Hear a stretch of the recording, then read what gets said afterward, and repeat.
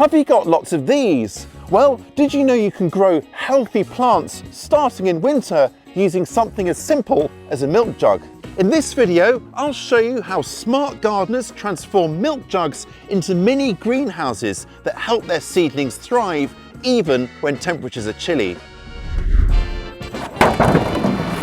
Winter sowing is exactly as it sounds, sowing seeds in winter rather than waiting for spring. Now, it's a great way to get ahead with cool season vegetables like cabbage, salads and many herbs, which will germinate in their own time as things warm up. Winter sowing hinges on creating a kind of somewhat protected environment for the seedlings growing inside. They're protected from chilly winds and pests like birds and slugs. Safely cocooned inside, the seeds can germinate in their own time when conditions allow, and the warmer environment created by this sort of greenhouse effect here means that seedlings grow on stronger and quicker. Today I'm mostly going to be using these old milk jugs, but really you could use anything that's nice and clear, like a sort of water bottle, for example. You don't want to use anything that's too opaque though, so something like this is no good because it's going to block the light. Now, the real gold standard are those kind of gallon-sized milk jugs you get, or something like this, thoroughly washed out of course, and with the labels removed. You could use old salad containers or clamshell boxes, or something like this tray here with a humidity dome. Anything that's going to keep pests off and trap some of that valuable heat. And you also want to leave enough kind of headroom for the seedlings to grow up so they can, well, grow up and nice and strong. I should probably emphasize now that all of these will be placed outside to carry on growing. I'm in here because it's kind of chilly and a bit drizzly today, but this is a fantastic project for those who don't have any greenhouse or cold frame or protected structures. So let's start by preparing my containers. Now, I'm going to be slicing them across the middle here. And then what's going to happen is that I'm going to fill the bottom half with my potting mix, and then the top half will serve as my greenhouse, all in one handy container. This is what I really love about this method, is it's using containers that would otherwise get thrown away. So it's really, really low cost. And you can fit a surprising number of seedlings in here, so it saves a lot of room too. It's super savvy, space saving. Now, the important thing is I'm not cutting all the way off. I'm leaving a bit of a hinge so that I can kind of move the sort of greenhouse part of it on and off like that.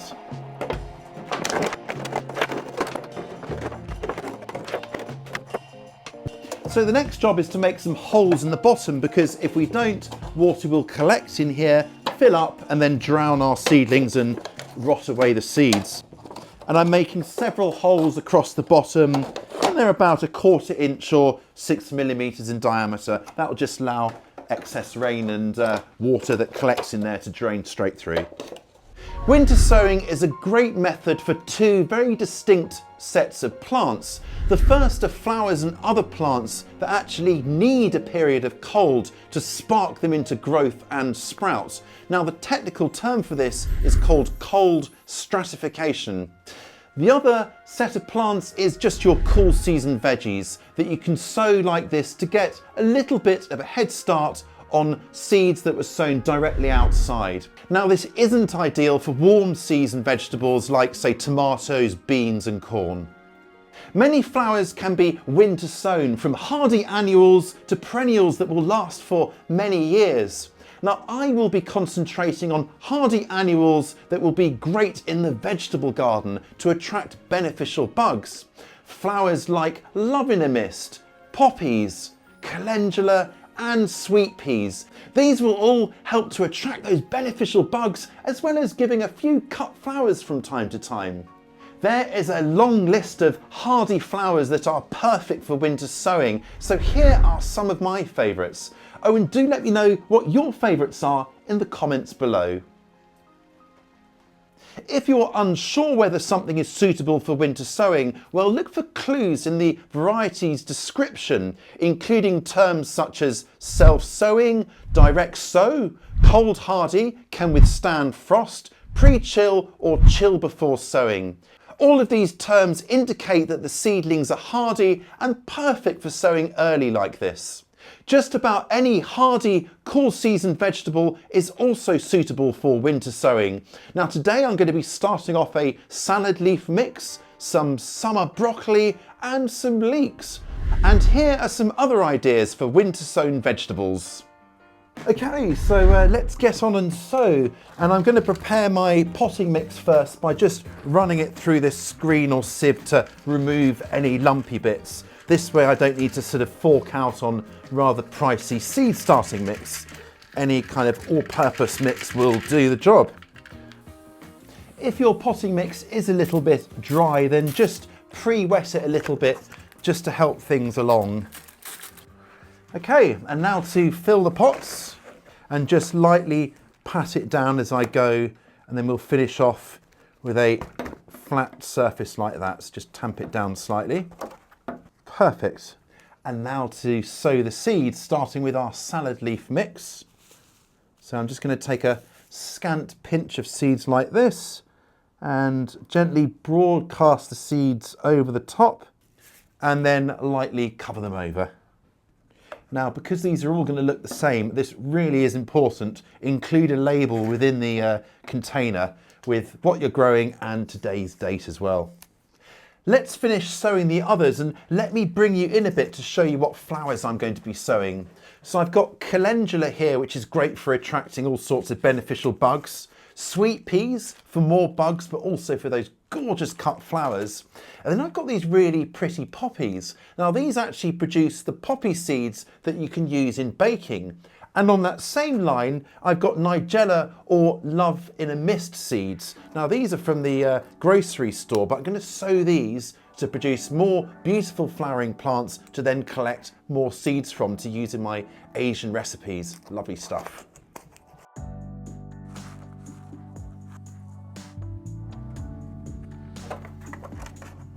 And the sun has come out to join us at last, hurrah! Now this has already been pre-moistened, the potting mix, but I'm still going to give things a water just to make sure, because we've got the drainage holes there, so any excess water can still get out. But this will also settle the potting mix around the seeds to give good contact and make sure that we're definitely starting things off into life. And now to fit the little mini greenhouse domes on top. Now I'm just drying off the sides a bit so I can get my tape to stick, and I'm using duct tape because this kind of stuff is much sturdier and will last a lot longer than normal tape, can withstand the weather a bit better. As I go, I'm also going to write what's inside on the outside of the container here. That way I don't need to lift it open to see the label inside. It just makes it easier to identify what's what at a glance. These can now go outside somewhere somewhat sheltered and with a little bit of sunshine, and where the soil won't get really saturated, so they're not going to kind of get flooded in from below. They're quite heavy, so they're not likely to blow away, but there's no harm in grouping them together just in case. And this will also offer a bit of thermal mass. Think of it a bit like penguins huddling together in the icy wind. The chances of snow here are quite low now, but even if we do get some snow, no problem. That will only help to insulate our bottles. Now these seedlings, or seeds rather, in here will take their time and they'll just germinate when they're ready. They seem to know when the best time is, and they'll pop up in their own time. You might want to peer in from time to time and just have a look to check that the potting mix hasn't dried out. Might happen if you have quite a dry winter. If that's the case, just either open them up and water them, or just spray the water in through the hole here. And here are some that I started a bit earlier. Now I have grown these on in the warm to force them on a bit so I have something to show you, but you get a beautiful idea of what they're going to be looking like here. Now obviously sat outside with the light against them, they're going to warm up, and so you can expect your seedlings to be at least 2 or even 3 weeks ahead of those sown directly outside into the soil without any protection. The great joy about winter sowing is that there's no need to harden off or acclimatise your plants to the outdoors, because they are already effectively outdoors. They can be transplanted immediately. Now, if you're going to plant them on, you might want your plants maybe at least sort of 2 inches or 5 centimetres tall or so. So grow them on so they're a bit bigger than this here. Now they're quite a little bit crowded in here, so before I let them grow on, I'm just going to thin them out to maybe an inch or a couple of centimetres apart. That way they can grow to that kind of 2 inch or 5 centimetre height without competing with each other. And they can stay in here a bit longer then before I do go ahead and transplant them. Now it's still very much winter here, so I'm going to keep the lids on here and sealed up for the time being. But this is where that hinge comes in handy, where we didn't cut it off right all the way around, because it means I can seal it at night time when it's quite cold or during a cold snap, but then open it when there's a warm spell, a bit like opening and closing the windows and doors on a greenhouse. So you've got that same level of control there. And then these will get planted out not only when they're big enough, but also when the soil is workable and it's warmed up a bit maybe and isn't kind of saturated. Keeps things ticking over till we're ready.